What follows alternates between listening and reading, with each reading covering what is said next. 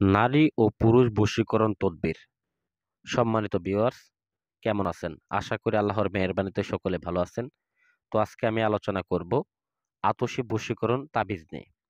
মূলত এই আতশী বশীকরণটার মাধ্যমে আপনি দেশের যে কোনো প্রান্ত থেকে, পৃথিবীর যে কোনো প্রান্ত থেকে যে কোনো নারীকে বা যে কোনো পুরুষকে আপনার প্রতি আকর্ষিত করতে পারবেন, আপনার প্রতি বশীভূত করতে পারবেন, আপনার প্রতি বাধ্যগত করতে পারবেন। আপনি তাকে দিয়ে যা ইচ্ছা তাই করাতে পারবেন। তো এই বশীকরণ তদবিরটার মাধ্যমে দেশের যে কোনো প্রান্ত থেকে আপনি কাজ করতে পারবেন। এটা একটা পরীক্ষিত কাজ। তবে এটা একটা কুফরি কাজ। এই কাজটা যারা করেন, যাদের অভিজ্ঞতা আছে তারাই করবেন। যাদের অভিজ্ঞতা নাই তারা এগুলা করতে যাবেন না। কারণ এগুলা করার পূর্বে অনেক আরো নিয়ম কানুন রয়েছে। তো যারা করেন এগুলো তাদের অবশ্যই এগুলা জানা আছে। তো মূলত এই কাজটা করার ক্ষেত্রে আপনাকে কি করতে হবে, কিভাবে কাজটাকে করবেন বিস্তারিত আমি এখন আলোচনা করব। তো আলোচনা করার পূর্বে আমি অনুরোধ করব, যারা চ্যানেলটা সাবস্ক্রাইব করেন নাই সাবস্ক্রাইব করে পাশে থাকা বেল বাটনটি বাজিয়ে দিবেন। তো চলুন শুরু করা যাক। তো প্রথমত এই কাজের জন্য লাগবে, যাকে আপনি বশীভূত করবেন তার নাম, ছেলে হলে বাবার নাম, মেয়ে হলে মায়ের নাম, এবং কি আপনার নাম, আপনার বাবার নাম অথবা আপনার মায়ের নাম। তো এই কয়েকটা জিনিস নেবেন এবং তার সাথে আপনাকে আরো কিছু সামগ্রী নিতে হবে, যে সামগ্রীগুলো দিয়ে আপনি এই কাজটাকে করবেন। তো মূলত প্রথমে আপনাকে বাজার থেকে জাফরান কিনে আনতে হবে। তো দেখেন সামনে আমার স্ক্রিনের ভিতর জাফরান আছে, ও লাল কৌটাটার মধ্যে। তো আপনি কিছু জাফরান কিনে আনবেন, জাফরান কালি। তো জাফরান কালি দ্বারা হরিণের চামড়ার উপরে আপনি মূলত এই নকশাটাকে অঙ্কন করবেন। বেশি না, একটা নকশা আপনি অঙ্কন করবেন। একটা নকশা অঙ্কন করে আপনি দেখেন নাম লেখা রয়েছে, তার সাথে আপনার বাবার নাম, মার নাম এগুলা বসিয়ে নেবেন। ছেলের ক্ষেত্রে বলেছি আমি বাবার নাম, মেয়ের ক্ষেত্রে মায়ের নাম। এগুলা সুন্দরভাবে লিখে নেবেন। লিখে ওইটাকে একটা ৭টা ধাতু দিয়ে একটা তাবিজ বানিয়ে নেবেন। ৭টা ধাতু। তবে এই কাজটা করতে গেলে কিছু টাকা খরচ হবে।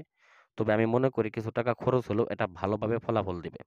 আরেকটা কথা বলে নেই, এটার উপর অবশ্যই পূর্ণাঙ্গ বিশ্বাস রেখে কাজটা করতে হবে। যদি মনের ভিতরে ক্ষুদ্রবুদ্ধি থাকে, বিন্দুমাত্র সন্দেহ থাকে, কাজ হবে না। কারণ এগুলো বিশ্বাসে মিলাই বস্তু তর্কে বহুদূর। এগুলা নিয়ে যদি আপনাদের মনের ভিতরে কোনো প্রকার সন্দেহ পোষণ থাকে, কাজ হবে না। শুধু এই বিদ্যা না, যে কোনো বিদ্যার ক্ষেত্রে বলি আমি। কারণ এইগুলা কাজই হচ্ছে বিশ্বাসের উপর ভিত্তি করে। কারণ বিশ্বাসের সাথে এই কাজগুলা করবেন, আপনি দেখবেন নিশ্চিতভাবে আপনি ফলাফল পাবেন। তো মূলত জাফরান দিয়ে হরিণের চামড়ার উপরে এগুলো অঙ্কন করে নামগুলা লিখে ৭টা ধাতু দিয়ে একটা তাবিজ বানিয়ে সেই তাবিজের মধ্যে আপনি এই তাবিজটাকে, এইগুলা নকশাটাকে আপনি ভরে নেবেন।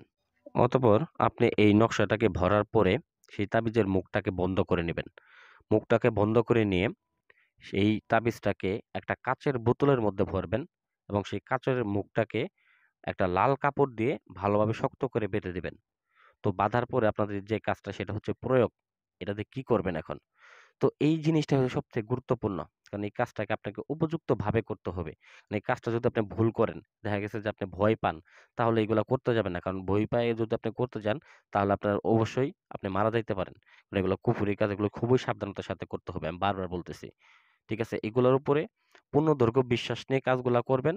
দেখবেন নিশ্চিতভাবে আপনি ফলাফল পাবেন। আপনি যাকে দিয়ে এই কাজটা করান, যেকোনো সাধারণ ফকিরকে দিয়েও যদি করান, ২-৪ টাকা এগুলা মানুষে মনে করেন যে ব্যাপার না। কিন্তু জিনিসটা হচ্ছে কাজটা। কাজটা হইতেছে মূল জিনিস। কাজটা যদি হয়, লোকে দেখা গেছে ওই ২-৪ টাকা থেকে আরো বেশি মানুষকে খুশি করে দেয়। তো এজন্য বলি, তো কাজটাকে মনোযোগ সহকারে যাই করেন না কেন, মনোযোগ সহকারে করবেন। মানুষকে খুশি করার জন্য করবেন। যাতে মানুষে খুশি হয়, মানুষের যাতে উপকার হয়, এর জন্য কাজগুলা করবেন। তো পরিশেষে সেই বোতলটাকে নিয়ে আপনি অবশ্যই কাজটাকে রাত্রে বেলায় করবেন। যেকোনো শনিবার থেকে মঙ্গলবার এই কাজটাকে করবেন।